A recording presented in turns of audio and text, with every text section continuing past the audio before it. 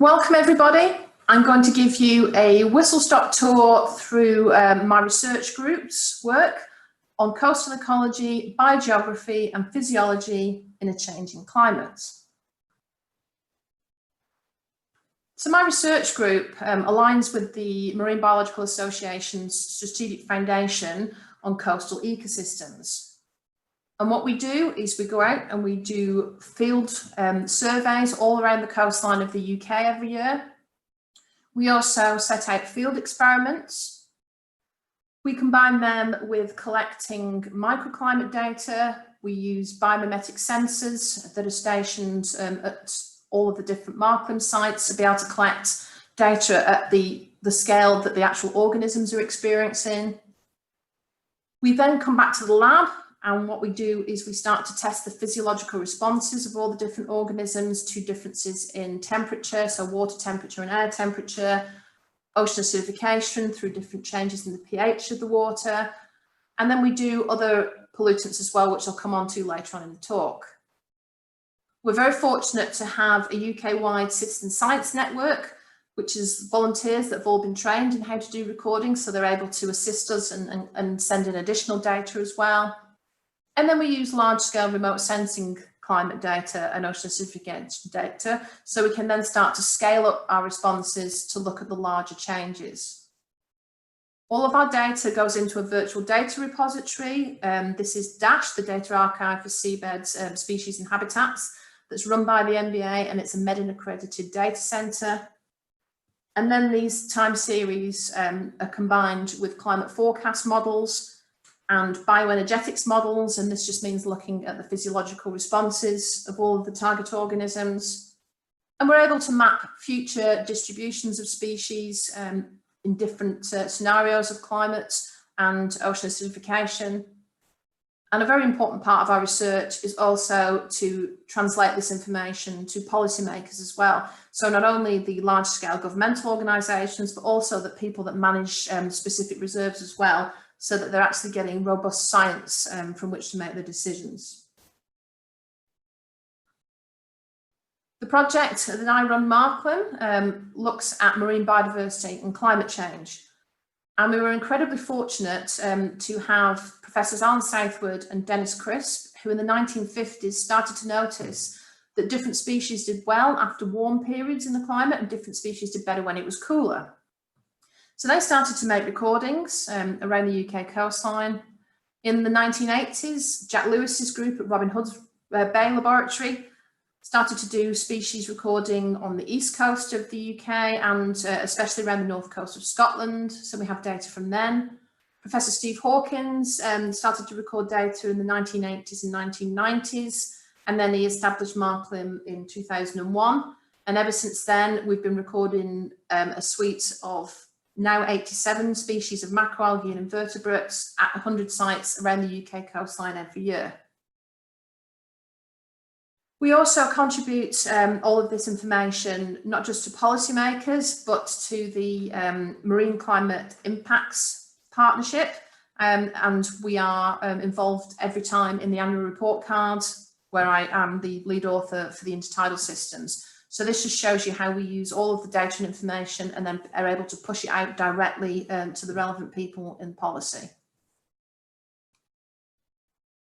We've also developed what's called the Community Thermal Index for intertidal species as well. Now, the Community Thermal Index, what this does is it links changes in both the abundance and the frequency of occurrence of species to their thermal affinity. And this then allows the assessment of the effects of climate warming for species assemblages at defined locations, so all of our MarClim sites around the UK coastline. And the prevalence of the pattern of changes in relation to the thermal affinities of species seems to suggest that the cold affinity species decline and the warm affinity species increase with climate warming. And this seems to serve as a general rule. So these widely observed changes have been termed thermophilization. Now, thermophilization can be measured using the weighted average of the thermal affinities of species that make up a community. So each species thermal index, which is known as the STI, can be calculated individually. And then all of these species thermal indices can be brought together, and the community thermal index can be calculated from this. And what the CTI change reflects are changes in species dominance and species composition, and also turnover of species at all of these different long-term MarClim sites. So you can see from the two graphs on the left-hand side here that the invertebrate species show very, very different responses to the macroalgal species here, because there's a very, very different slope on the graph. Not only do we see differences in the different kingdoms, but we also see differences in different areas of the UK. So the middle two graphs show the responses we see in the southwest of Britain and way up in the northeast of Britain in the Shetland Islands. And here again, you can see that the macroalgal community thermal index, which is the green area, is very, very different in the southwest of Britain than it is in Shetland. And again, with the invertebrate CTI, which is the kind of peachy colour, again, you can see differences in the southwest to Shetland. So there are very, very different things going on between the different kingdoms, but there are also very different things going on depending where you are around the UK coastline. And the two maps on the right-hand side then show how this translates into geographical changes in the community thermal index. And you can see down south, obviously where it's warmer, you have much higher community thermal indices at different sites. And the further you go north, where it gets cooler, you can see then that the CTI gets less and less and less. And if you're interested in reading more about this, we've recently published a paper in Global Change Biology that you can go and read. We also look at biogeography and population demographics as well. And here's an example of some work that's been done by one of my PhD students, Hannah Parry-Wilson, on the top shells. And we're looking at 3 study regions within the geographic ranges of both species. So we're looking at northern, mid-range and southern populations. And you can see from the pictures here, the top picture there is the Lusitanian trochid, Steromphala umbilicalis. So this is a warm affinity species. And the picture at the bottom there is S.cineraria, and this is a boreal, so a colder water species. And we're able to track their population demographics right across the coastline of Europe. The way we do this, we do replicated time searches for each species, and we look at both the adults and the juveniles.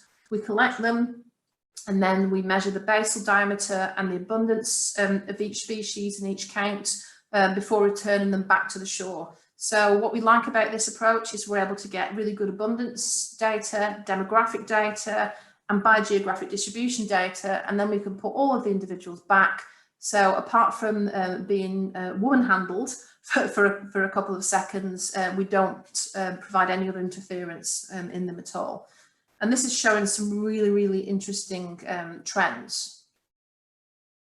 Here are a few sites at the northern end of our study range at the north of Scotland. And this shows population size frequencies at all of our different long-term study sites, from Scowrie in the northwest of Scotland, round to Wick in the northeast. You can see here that every different site has different size frequencies for the same species. Here at Rispond, you can see that there are a few age classes that are missing. So obviously there were a couple of years of recruitment failure at this location.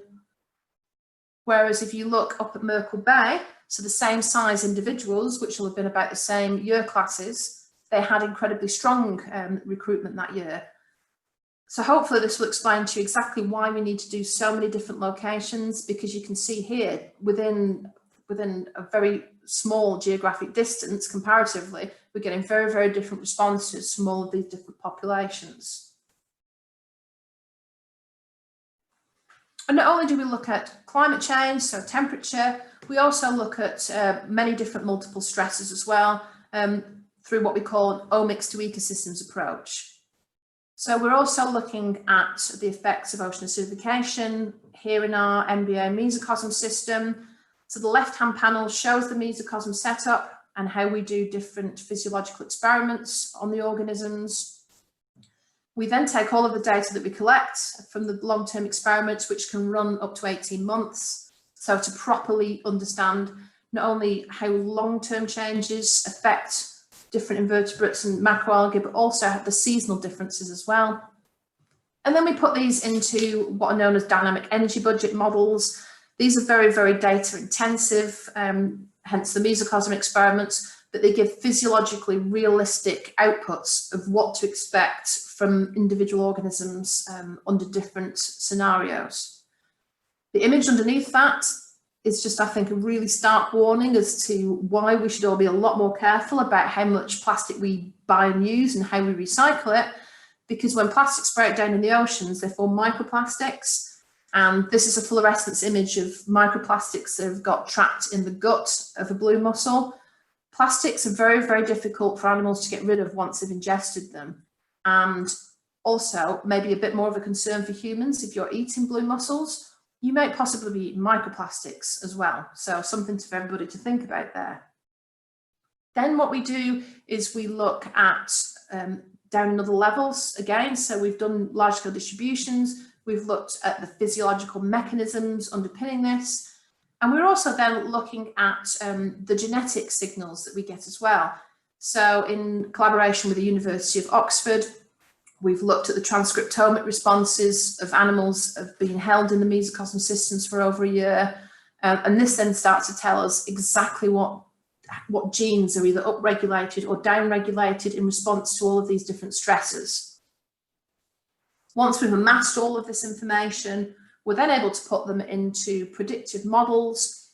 We're a big fan of mechanistic species distribution modeling, which is actually based on the biological data that we collect, which is very realistic in terms of the future projections. And then we can span this out to the biogeographic scale and say, under these different future scenarios of climate change, ocean acidification, eutrophication, microplastics, where are we likely to see these species and where are these species likely to disappear from?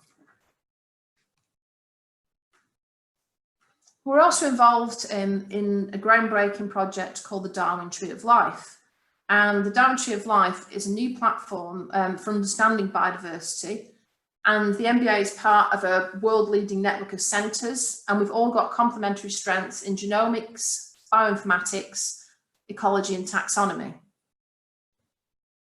And for those of you that are not familiar with this kind of work, a genome is basically an organism's complete set of genetic instructions, which is simply the sum total of an organism's DNA. And each genome contains all of the information that's needed to build that individual organism and also to allow it to grow and develop. And what we're doing as part of the Darwin Tree of Life project is sequencing the genomes of all 60,000 species of eukaryotic organisms in Britain and Ireland. And all the data and the genome sequencing data as it comes online will be made available via the European Nucleotide Archive. And this little list at the bottom just shows all of the different genome acquisition labs.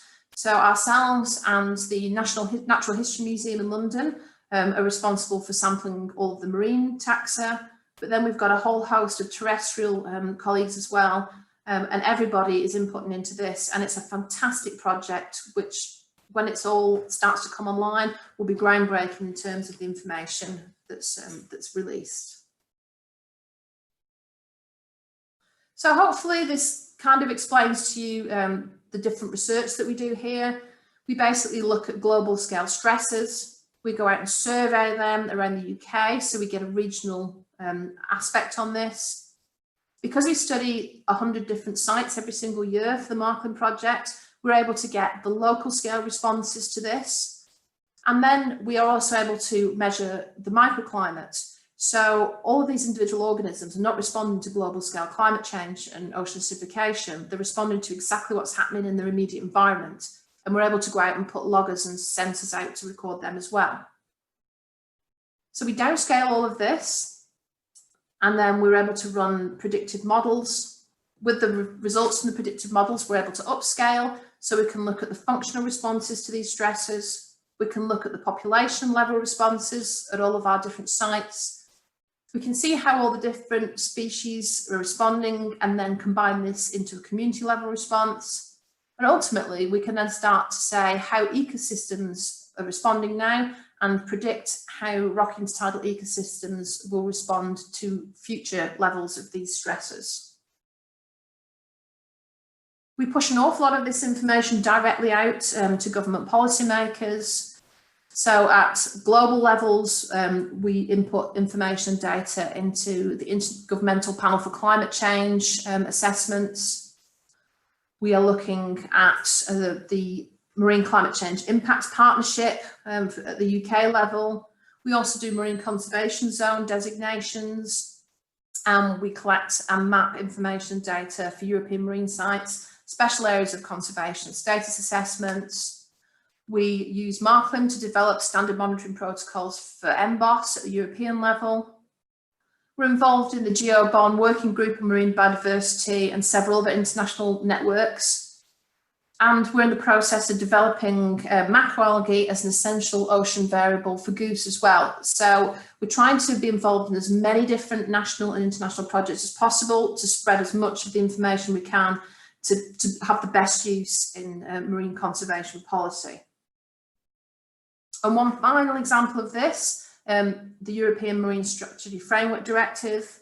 Whilst we're not part of Europe anymore, we are still part of the MSFD, which is designed to put in place and protect the marine ecosystem and biodiversity upon which our health and the marine-related economic and social activities depend. So the MSFD is looking at how to best preserve marine biodiversity while still allowing human activities in the coastal zone and slightly further offshore to continue, but at levels that do not damage the marine environment. And we've developed MarClim as good environmental status indicators for biological diversity, for non-indigenous species, so that's invasive species, and also for food webs to ensure the long-term abundance of species. And all of this information, hopefully, is better helping everybody, so not just scientists, but also policymakers at the national and the European level, to understand how the marine system functions and therefore how best to allow human activities without creating too much of an adverse impact on all of these species and ecosystems. So thank you very much for listening to that talk, and it's been a pleasure to share our research with you.